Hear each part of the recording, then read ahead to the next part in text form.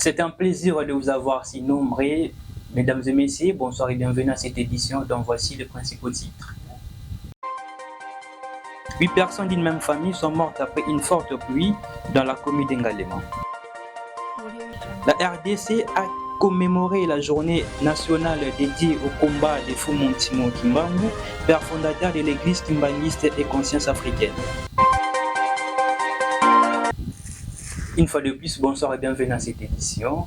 Après une forte pluie qui s'est abattue dans la nuit du dimanche 7 avril 2024, dans la ville de Kinshasa, 8 personnes membres d'une même famille sont mortes après l'écroulement d'un mur au quartier cité des anciens combattants de la commune d'Engalema. Les victimes sont une mère et 7 enfants. Selon les bourgmestres de cette municipalité, Merci Maïba Zilwanga, tous les corps sont gardés à la morgue de l'hôpital du Kantiadj. Hormis ces victimes, des maisons ont été inondées dans plusieurs communes de la ville de Kinshasa, notamment la commune de Ngeri, Selembao et Baoumou.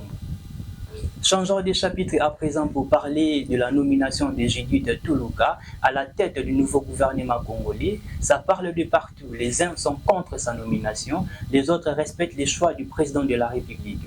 Pour Congo Fort et Papi Chamala sont satisfaits de voir une femme à la tête de la primature après plusieurs années. Appelé par notre rédaction depuis Paris, capitale de la France, Papi Chamala, président du parti politique Congo Fort, membre de l'Union sacrée de la nation, souhaite une réussite mandat à Judith Tuluka et il appelle le peuple congolais à être patient car ce n'est plus le moment de s'opposer mais plutôt à soutenir la première ministre. Le Congo Fort et Papi Chamala restent ouverts pour l'accompagner à changer les sociétés des Congolais. Concernant votre question, suite à la nomination de Madame Tuluka à la primature du Congo, nous sommes satisfaits de cette nomination, que le président de la République puisse retenir les noms de Madame Tuluka. Moi, je vois juste les compétences. Elle était ministre, elle a fait ses études. Pourquoi pas? Ça pourrait être un homme, ça pourrait être une femme. Mon débat n'est pas là.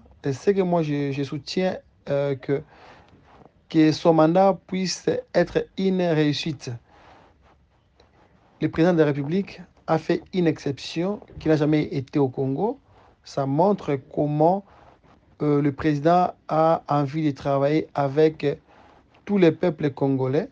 Il a jeté un œil cette fois-ci à la gente féminine. Nous sommes très satisfaits et nous présentons nos félicitations et nous nous mettons à la disposition de Madame la Première ministre Tuluka. Concernant que Madame Tuluka nous convainc en quoi? Pour l'instant, elle n'a pas encore commencé son travail. Juste pour moi, je lui jette les fleurs et les ondes positives pour qu'elle puisse réussir à sa mission.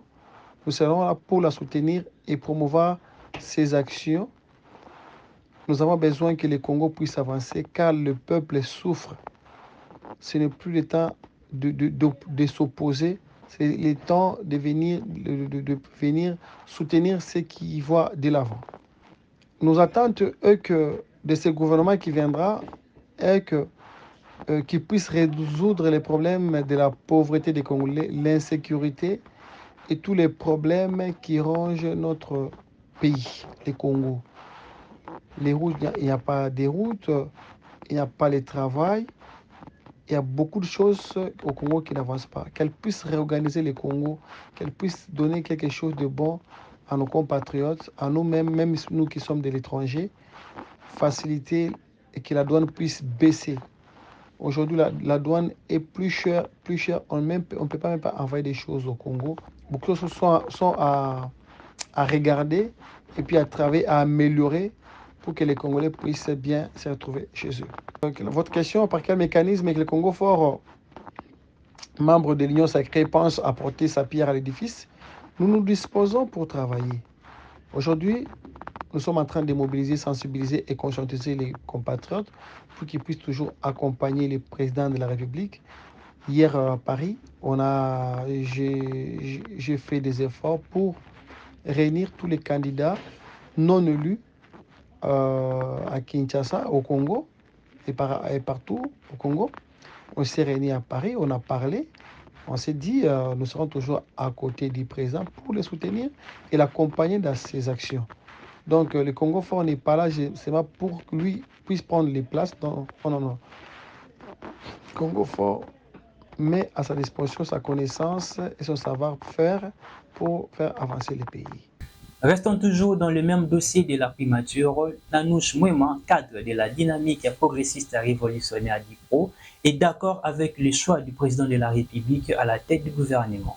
Elle soutient la nomination de Judith Souminois et encourage le chef du gouvernement à travailler pour le bien-être du peuple congolais.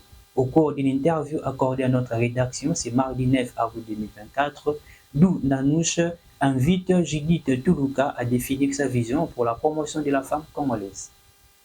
Pour commencer, je salue d'abord et félicite Madame Judith Souminois Toulouka pour sa nomination dans le poste du Premier ministre et chef de gouvernement, chose qui n'a jamais été faite à la République démocratique du Congo. C'est une première de voir une femme occuper ce poste. Et sans oublier le chef de l'État, nous le félicitons aussi pour cette marque de confiance qu'il a donnée à la femme pour pouvoir promouvoir la femme. Ce que je peux dire, à l'époque, la femme avait été vraiment marginalisée. Elle n'occupait aucun poste dans la société.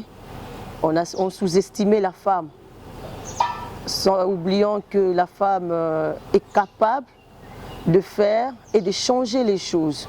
C'est ce qui a fait que la majeure partie des femmes puissent être à l'écart. Les défis sont énormes pour Madame Judith.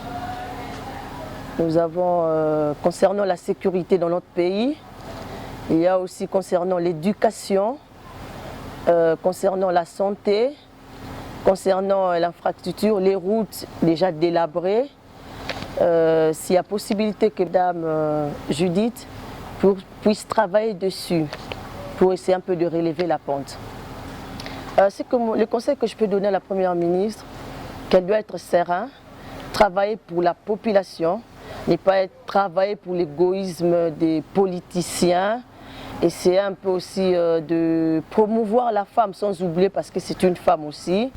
Hommage à Fumo Kimbangu, le 6 avril de chaque année, la République démocratique du Congo célèbre la journée nationale dédiée au combat de Fumo Kimbangu, le père fondateur de l'église kimbanguiste et de la conscience africaine. Il déclara le 6 juin 1921 que les blancs deviendront noirs et les noirs deviendront blancs. Suivez les récits de Juliane Moulassi. Fumu Simon Kimbangu, dont le nom signifie « celui qui révèle les choses cachées », est né le 12 septembre 1887 en Kamba dans la province du Congo central et il est mort le 12 octobre 1951 dans la ville d'Elisabethville, actuelle ville de Lubumbashi. Le prophète Simon Kimbangu est le père fondateur du mouvement religieux et prophétique chrétien, le kimbanguisme, qu'il a fondé en 1921 en Kamba. Pour commémorer les combats de Fumu Kimbangu pour la RDC et l'Afrique, le gouvernement congolais a dédié le 6 avril de chaque année chômé et payé pour rendre hommage au prophète Kimbangu. Son combat a été celui de la libération de l'homme noir et son développement face au colonialisme. Il est passé à l'action au temps de la colonisation belge pour dire non à l'oppression au colonialisme.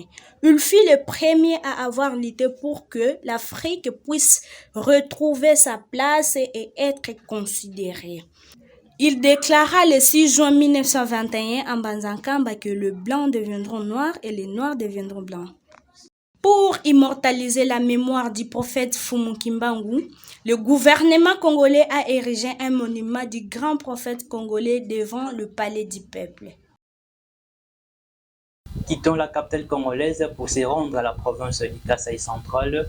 Le député Marcel Tshipebele Tumba, au cours de son point de presse tenu ce mardi 9 avril 2024 à Tananga, chef-lieu de la province du Kasaï central, a donné sa position par rapport au choix du gouverneur des provinces. Dans son intervention, le député Marcel Tshipebele promet de faire les choix du peuple congolais après une série de consultations qui a débuté depuis ce lundi avec toutes les couches de la population. Suivez les propos recueillis par Pascal Chibawa.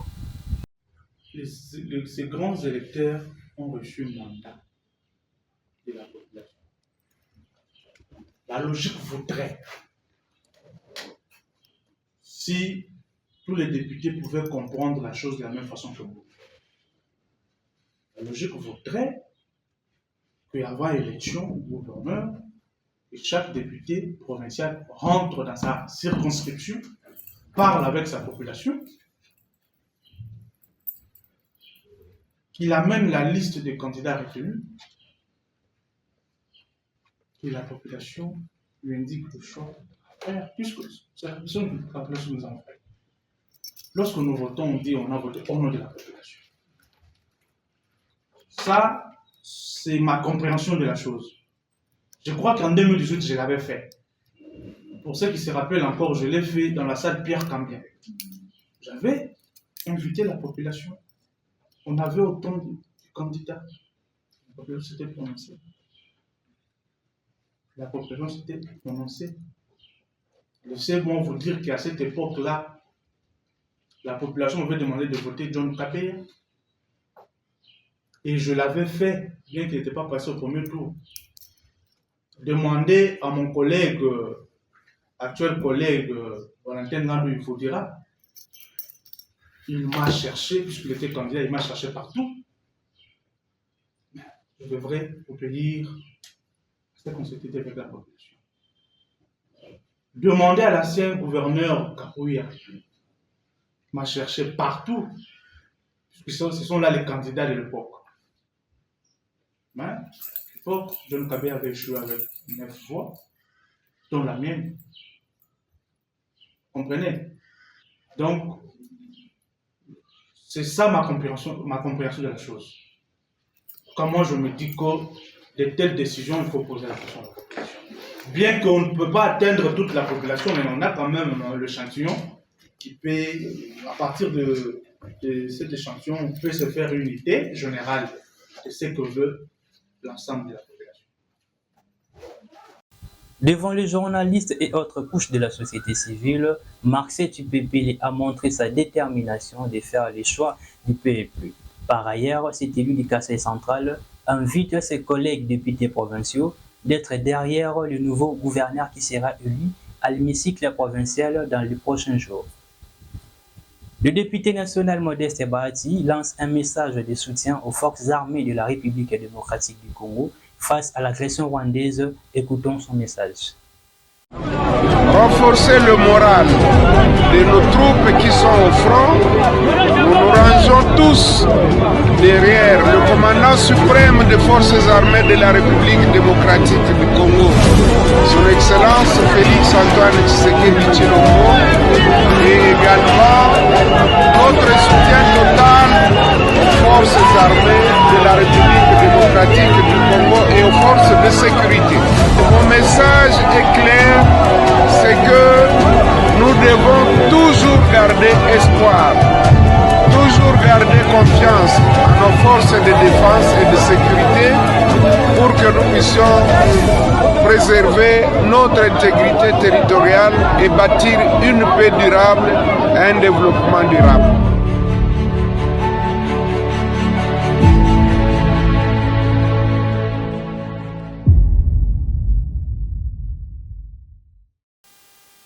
À présent, parlons sport avec Axel Yamboula.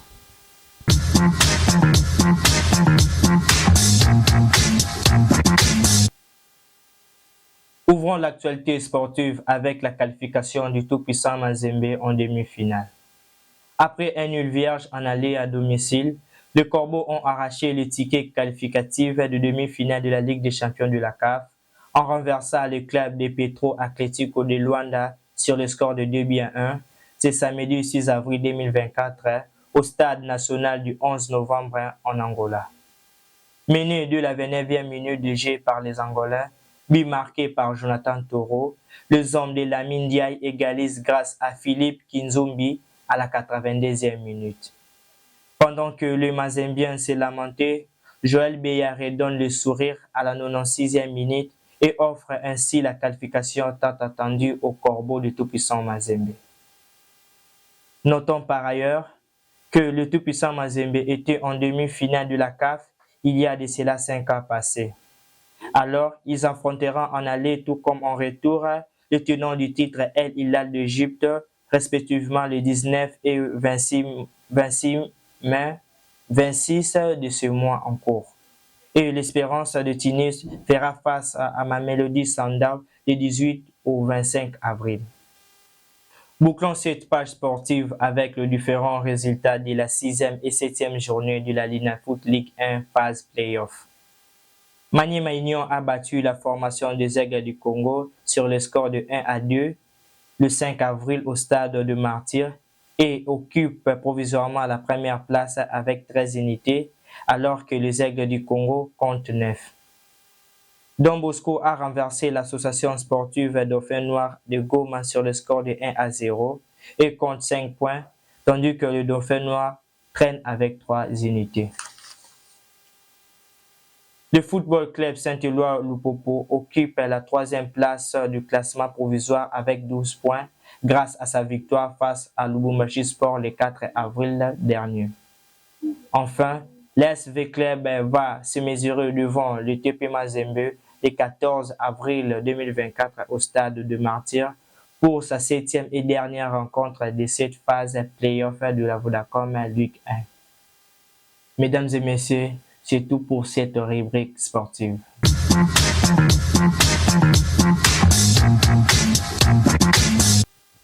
Mesdames et messieurs, nous sommes arrivés à la fin de notre journal. Voici les rappels des titres.